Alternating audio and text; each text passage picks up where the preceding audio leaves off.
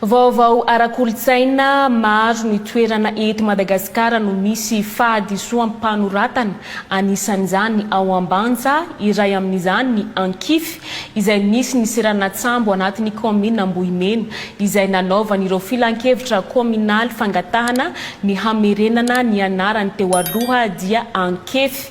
Nidina ifotony tany an-toerana ny talepatry ny serasera sy ny kolontsaina diana namantatra ny tena marina mialoha ny hirosona amin'ny fanovana kinisy bezandry solitena ny televiziona malagasy ao Ambanja.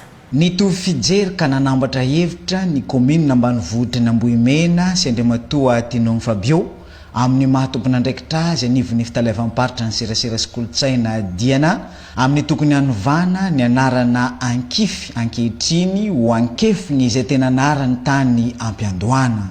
Mariny tokoa maharaka ny tantara izahana ity ny anaran'ny tanàna jiaby dia misy dikany misy antony misy mitoirany tsy diso anjarany zegny ty Ankefy sady le Ankify zegny tsy mivolagna raha tsisy hoe ino zegny le Ankify. Teto amin'ity toerana ity no niandohany izany ny hanarana izany raha ny fantatra nandritra ny fidinana ifotony teto.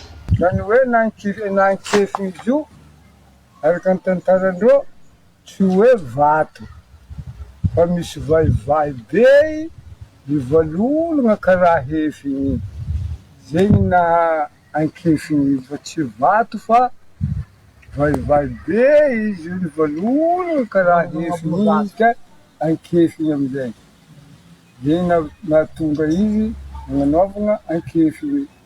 Efa nanapa-kevitra momba izany ny filan-kevitra kominaly izay no amafisiny ben'ny tanàna andalana ny firosona amin'ireo dingana ahafahana mamerina ireo anarana itam-pahadisoana atao amin'ny distrikany Ambanja ireo.